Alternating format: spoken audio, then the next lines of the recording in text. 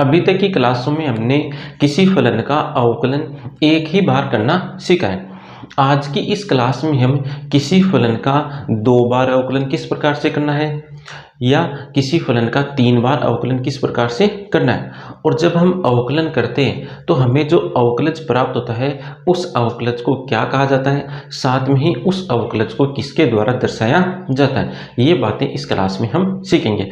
साथ में ही प्रश्नावली के कुछ उदाहरणों को भी हम हल करेंगे। तो इन बातों को सीखने के लिए हम एक उदाहरण लेंगे, और हमने उदाहरण में एक फलन ले लिया y बराबर sin x। अब हम इस फलन का x के सापेक्ष अवकलन करते हैं। x के सापेक्ष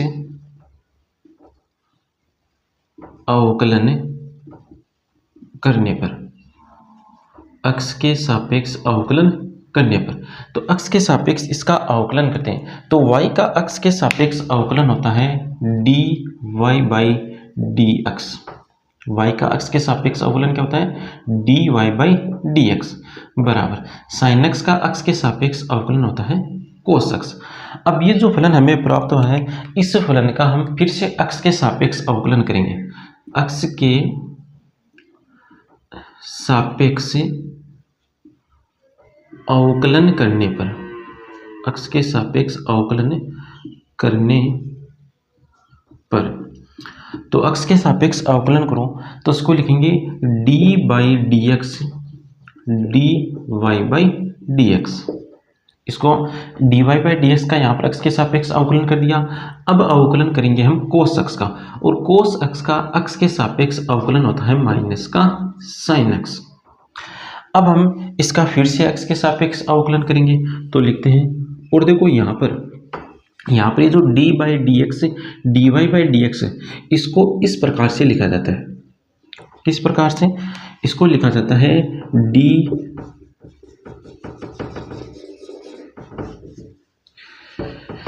इसको लिखा जाता है d2y बाई dx स्क्वायर बराबर माइनस का sin x। अब ये जो फलन हमें प्राप्त हुआ है, इस फलन का हम फिर से x के सापेक्ष अवकलन करेंगे तो लिखते हैं x के सापेक्ष अवकलन करने पर, x के सापेक्ष अवकलन करने पर, तो पहले अवकलन करते हैं d2y बाई dx स्क्वायर का, तो ये आ जाएगा d by dx d2y by dx square बराबर माइनस sin x का x के सापेक्ष अवकलन होता है cos x। अब देखो इसको लिखा जाता है इस प्रकार से, इसको लिखा जाएगा d3y बाई dx 3, इसको लिखा जाएगा इस प्रकार से बराबर माइनस का cos x। अब देखो जब भी हम अवकलन करते हैं तो अवकलन करने पर जो भी राशि हमें प्राप्त होती है उसको कहते हैं अवकलज। जैसे यहाँ पर हमने x के सापेक्ष अवकलन किया, अवकलन करने पर हमें प्राप्त हुआ cos x, तो ये है अवकलज, इसे क्या कहेंगे अवकलज। साथ में यहाँ पर भी देखो x के सापेक्ष अवकलन किया और अवकलन करने पर हमें मिला माइनस का sin x, इसका मतलब इसे भी क्या कहेंगे हम अवकलज कहेंगे। अवकलन करने पर जो राशि हमें मिलती है उसको कहा जाता है अवकलज। यहाँ पर भी देखो हमने x के सापेक्ष अवकलन किया और अवकलन करने पर हमें प्राप्त हुआ माइनस का cos x, इसको भी कहेंगे हम अवकलज, इसे भी क्या कहेंगे अवकलज। अवकलन करने पर जो राशि हमें प्राप्त होती है उसको कहा जाता है अवकलज। अब देखो ये अवकलज हमें कब प्राप्त हुआ, तो ये अवकलज हमें तब प्राप्त हुआ जब हमने इस फलन का एक बार अवकलन किया, तो इस कारण से इसको कहेंगे हमें प्रथम कोटि का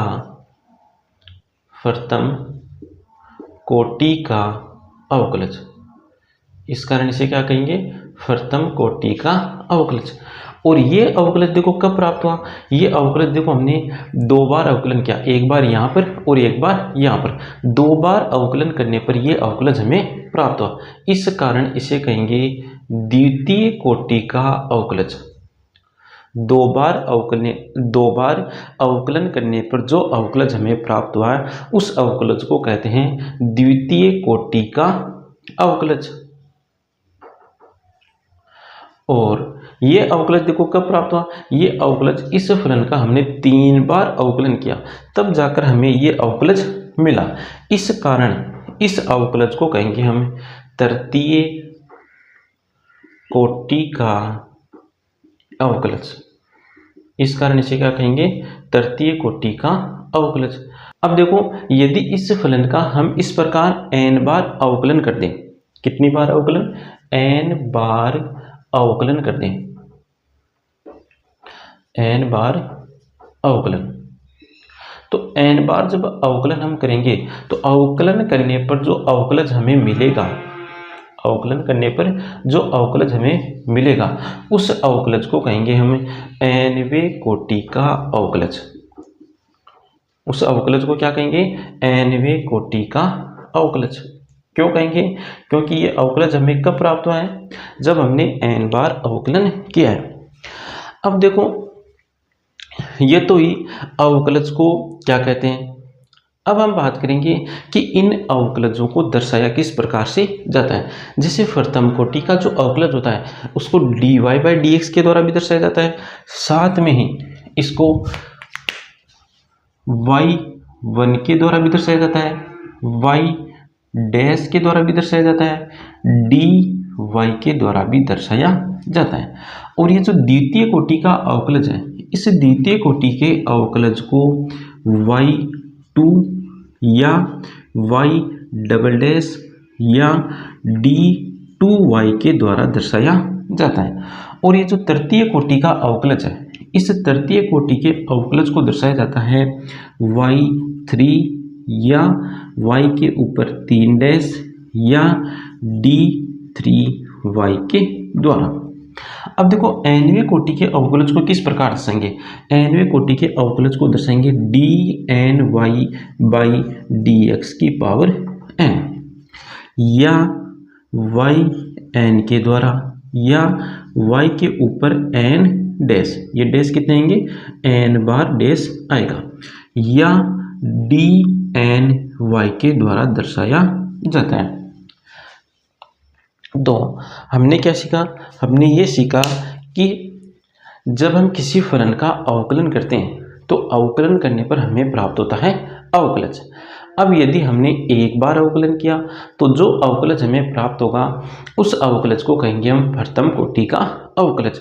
और प्रथम कोटि के अवकलज को दर्शाया जाता है dy/dx y1 y dash dy के द्वारा। और यदि हम किसी फलन का 2 बार अवकलन कर दें तो 2 बार अवकलन करने पर जो अवकलज हमें प्राप्त होगा उस अवकलज को कहते हैं द्वितीय कोटि का अवकलज। और द्वितीय कोटि के अवकलज को दर्शाया जाता है d2y/dx square y2 y double dash या d2y के द्वारा।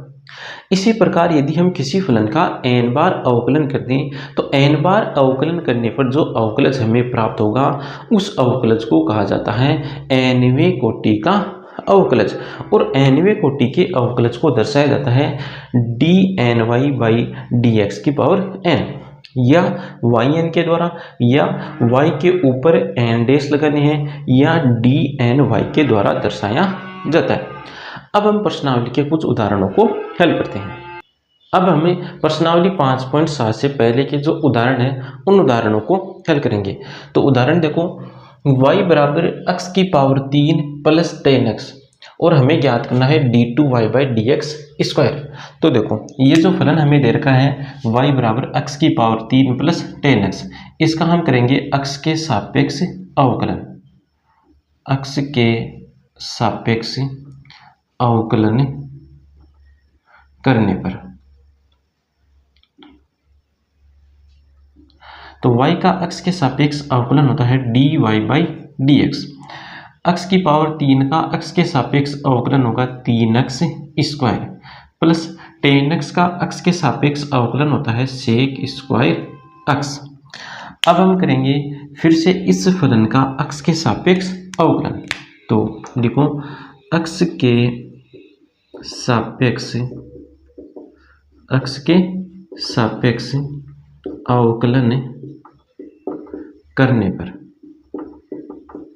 अक्ष के सापेक्ष अवकलन करने पर।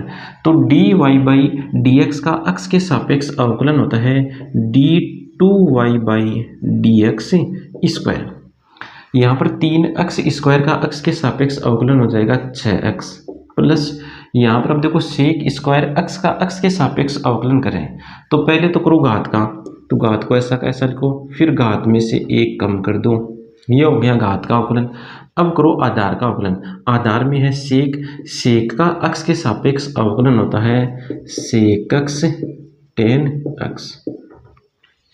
तो d2y बाई dx स्क्वायर बराबर आ गया 6x plus 2 sec square x tan x, ये आ गया d2y बाई dx स्क्वायर और इससे कहेंगे हम द्वितीय कोटि का अवकलज। इसे क्या कहेंगे, द्वितीय कोटि का अवकलज। क्यों, क्योंकि ये अवकलज हमें कब प्राप्त है, ये अवकलज हमें इस फलन का 2 बार अवकलन करने पर प्राप्त हुआ है। इस कारण इस अवकलज को कहते हैं द्वितीय कोटि का अवकलज। अगला उदाहरण देखो, इस उदाहरण में हमें फलन दे रखा है y बराबर a sin x plus b cos x और यहाँ पर हमें सिद्ध करना है d2y by dx square plus y बराबर 0। तो इस सिद्ध करने वाले में देखो d2y by dx square plus y बराबर 0, तो देखो y तो हमारे पास है, हमारे पास नहीं है ये d2y बाई dx स्क्वायर नहीं है, तो ये हमें पहले ज्ञात करना होगा। तो पहले ज्ञात करते हैं d2y बाई dx स्क्वायर। तो ये जो फलन हमें दे रखा है इस फलन का हमें 2 बार अवकलन करना है। तो y बराबर a sin x plus b cos x। तो अक्ष के सापेक्ष अवकलन करो इसका, तो आएगा dy बाई dx बराबर a और b अचर है, तो sin x का अक्ष के सापेक्ष अवकलन हो जाएगा cos x plus b cos x का अवकलन होता है माइनस का sin x, तो यहाँ पर लगा देंगे हम माइनस का चिन्ह। ये हमें मिल गया dy बाई dx। इसका फिर से अक्ष के सापेक्ष अवकलन करो, तो dy बाई dx का अक्ष के सापेक्ष अवकलन होता है d2y बाई dx स्क्वायर बराबर a cos x का अक्ष के सापेक्ष अवकलन होगा माइनस का sin x माइनस b अचर है, अचर को ऐसा कैसा लिख लो, sin x का अक्ष के सापेक्ष अवकलन होता है cos x। अब देखो ये हमें सिद्ध करना है, तो इसका LHS लिख लो, LHS ये पार्ट ले लो, तो d2y by dx square plus y। अब d2y बाई dx स्क्वायर कितना है वो लिखो, माइनस का a sin x minus b cos x plus y का मान लिख दो, ये रहा a sin x plus b cos x। अब यहाँ पर देखो minus a sin x plus a sin x cancel हो गया, minus b cos x plus b cos x ये कैंसिल हो गया, तो सभी प्लस माइनस में कैंसिल हो गए। इसका मतलब यहाँ पर क्या बच गया, शून्य बच गया। तो d2y by dx square plus y बराबर कितना आ गया 0, अर्थात ये RHS के बराबर आ गया। अगला उदाहरण देखो, इस उदाहरण में हमें फलन दे रखा है y बराबर 3 गुणा e की पावर 2x प्लस 2 गुणा e की पावर 3x। अब हमें ये बात सिद्ध करनी है, तो सिद्ध करने वाली बात में देखो हमें क्या क्या ज्ञात करना है। एक तो ज्ञात करना है dy बाई dx, एक ज्ञात करना है d2y बाई dx। तो पहले तो इन दोनों को ज्ञात करो। तो फलन में क्या दे रखा है, फलन दे रखा है y बराबर 3 गुणा e की पावर 2x प्लस 2 गुणा e की पावर 3x। इस फलन का अक्ष के सापेक्ष अवकलन कर दो। y का अक्ष के सापेक्ष अवकलन होता है dy बाई dx बराबर 3 अचर है, अचर को रखो बाहर, e की पावर 2x, तो ये चरघातांकी फलन है। चरघातांकी फलन का अवकलन किस प्रकार से किया जाता है, तो पहले चरघातांकी फलन को ऐसा का ऐसा लिख लो, उसके पश्चात e की घात में जो फलन दे रखा है उसका हमें अवकलन करना है। तो e की घात में है 2x, 2x का अक्ष के सापेक्ष अवकलन होगा 2, तो इनको गुणा करेंगे तो ये बन जाएगा 6 e की पावर 2x प्लस दो गुणा में इसको बाहर को e की पावर 3x का अवकलन करते हैं। तो ये चरघातांकी फलन है। चरघातांकी फलन का अवकलन कैसे करना है? चरघातांकी फलन को ऐसा का ऐसा लिख लो, फिर e की घात में जो फलन है उसका हमें अवकलन करना है। तो e की घात में है 3x, 3x का x के सापेक्ष अवकलन होगा 3, तो ये 3 2 से गुणा होकर बन जाएगा 6, तो यहाँ पे लिख दो 6। अब फिर से इसका x के सापेक्ष अवकलन करो, तो dy बाई डी एक्स का x के सापेक्ष अवकलन होता है d2y by D x square बराबर, इसका अवकलन कितना हो जाएगा? इसका अवकलन हो जाएगा 12 e की पावर 2x प्लस इसका अवकलन कितना हो जाएगा? इसका अवकलन हो जाएगा 18 e की पावर 3x। अब देखो हमें क्या दर्शाना है? हमें ये दर्शाना है, तो इसका LHS पक्ष ले लो। कौन सा पक्ष लेना है? LHS। तो LHS में लिखा हुआ है d2y by D x square minus 5 dy by D x plus 6y, ये लिखा हुआ है। LHS ले लिया।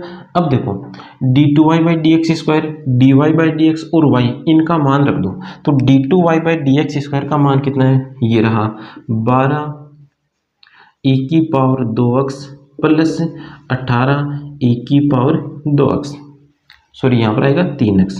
उसके बाद है माइनस का 5 dy by D x. dy by D x को देखो किससे गुणा कर रखा है? -5 से, तो इसको -5 से गुणा कर दो, तो आ जाएगा माइनस का 30 e की पावर 2x माइनस का 30 e की पावर 3x। उसके बाद लिखा हुआ है 6y, y को गुणा कर रखा है +6 से, तो ये रहा y का मान, इसको गुणा कर दो 6 से, तो यह जाएगा 18 e की पावर 2x प्लस 12 e की पावर 3x। अब यहाँ पर पहले e की पावर 2x के पद देखो, तो ये रहा e की पावर 2x का पद, ये रहा e की पावर 2x का पद और ये रहा e की पावर 2x का पद, इनको जोड़ने पर आ जाएगा 0, तो ये हो जाएगी कैंसिल। उसके बाद e की पावर 3x के पद देखो, एक ये रहा, एक पद ये रहा, एक पद ये रहा, इनको भी जोड़ने पर कितना आ जाएगा? 0, तो ये भी हो जाएंगे कैंसिल। तो प्लस माइनस में सभी कैंसिल हो गए, इसका मतलब बराबर कितना आ गया? 0। और देखो किसके बराबर आ गया? RHS के बराबर आ गया। तो LHS किसके बराबर है? RHS के बराबर है, और यही हमें सिद्ध करना था। अगला उदाहरण देखो, इस उदाहरण में हमें y बराबर साइन इनवर्स x दे रखा है और ये बात हमें सिद्ध करनी है। तो फलन हमें क्या दे रखा है? फलन दे रखा है y बराबर साइन इनवर्स x। इस फलन का कर देंगे हम x के सापेक्ष अवकलन। तो x के सापेक्ष अवकलन करने पर हमें मिलेगा dy बाई डी एक्स बराबर साइन इनवर्स x का x के सापेक्ष अवकलन होता है 1/√1 माइनस एक्स स्क्वायर। अब √1 माइनस एक्स स्क्वायर का हम पक्षांतरण कर लेंगे, तो ये बन जाएगा √1 माइनस एक्स स्क्वायर गुणा dy बाई डी एक्स बराबर 1। अब हम दोनों तरफ यहाँ पर वर्ग कर देंगे, तो वर्ग करने पर